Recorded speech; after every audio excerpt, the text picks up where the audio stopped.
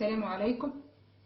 اليوم باش نوريكم طريقة سهلة وكل حاجة موجودة في الدار لمعالجة السعال للصغار وللكبار للعائلة الكل. دواء خاص بالعائلة من الكبير للصغير. دنيا يشتي ونعرفوا اللي الزكام والسعال وكل توا يكثر. دونك أول أهم حاجة هو زريعة الكتان موجودة وماهيش غالية. زريعة الكتان تشريها موجودة عند اللي يبيع في التوابل. ناخذ تقريبا حكاية 3 مغارف تاع ماكلة زريعة كتان، زيت زيتونة وعسل. اللي ما عندوش عسل ينجم يعوضه بالسكر على خاطر هو مر شوية نزيدوه شوية سكر باش الصغار ينجموا ياكلوه. اللي ما عندوش عسل يعني ينجم يستغنى على العسل ويعوضه بالسكر.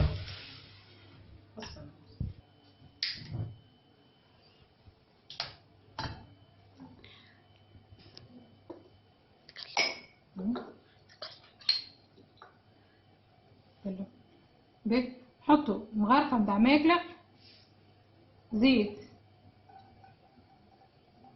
مغرفة زيت زيتون،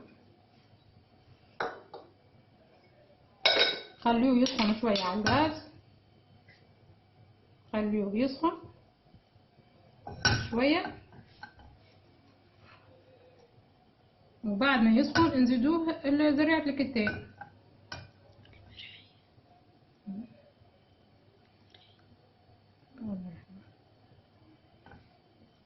بالطبيعة زريعة الكتان لازمنا ننظفوها، نشريوها كي نشريوها ننظفوها ونشوفوها فيهاش حاجة ولا فيهاش، وننظفوها ونحطوها في حاجة وقت اللي حاجتنا وقت اللي نستحقولها نمدوها. سخن الزيت شوية نصبوا زريعة الكتان ونحركوا بالكدا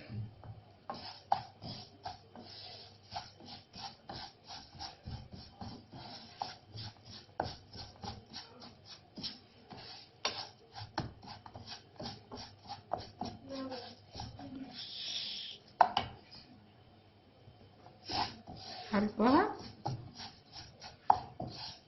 تولي تكتك، تولي زريعة الكتان تكتك.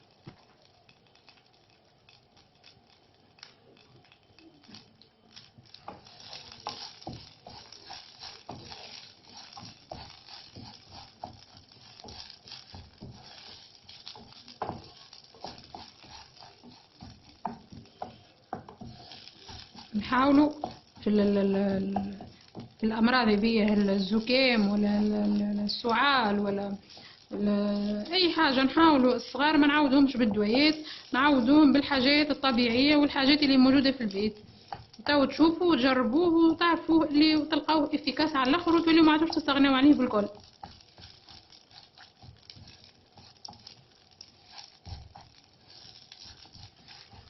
حاولوا نسنسوهم الصغار ديما بالحاجات الطبيعيه. لما صغار يوليو يحبوه هذا زريعة الكتان من غير حتى لا مرض لا حتى شيء، يوليو يحبوا ياكلوا منه. نذكر روحي واني صغيره ديما تقليونا الوالده ونحطوه هكا في يدينا ونبداو ناكلوا ونقربشوا فيه بنين. فيه مطعم البيت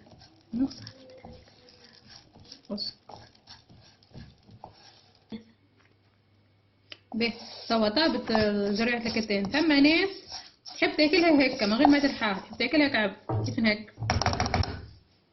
خاصة الصغار شوية في العمر، خاطر الكبار في العمر معناها عادة يحبوا ديما حاجة رطبة. ثم ناس تحب تاكلها هكا، جست نزيدوها شوية عسل والا شوية سكر ونحطوها في صحيفة صغيرة وناكلوها هكا في الليلة. وثم ناس ما تنجمش تاكلها هكا، تحبها مرحية، على هذاك أو تو باش نرحيوه، نوريكم كيفاش ترحيوه.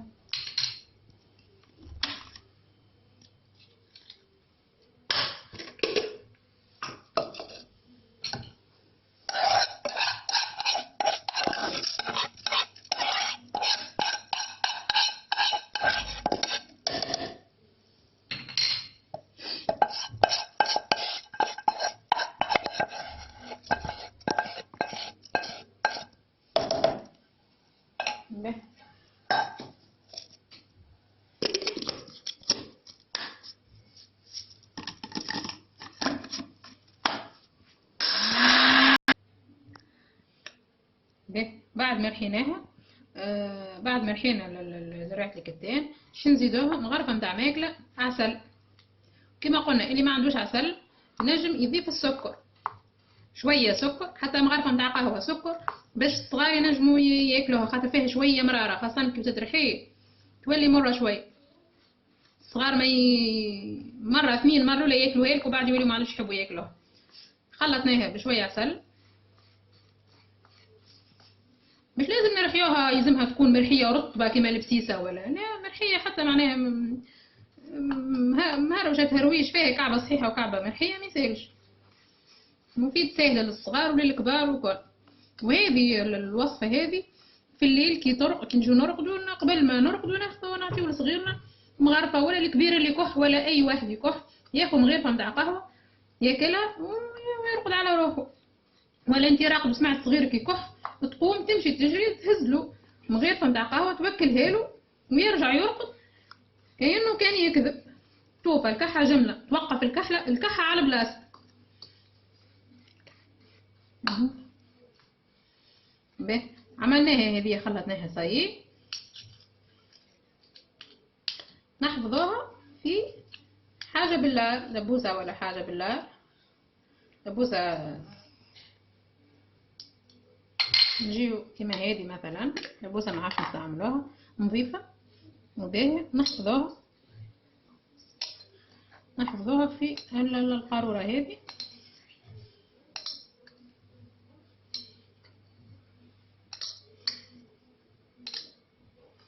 تبدأ موجودة عنا،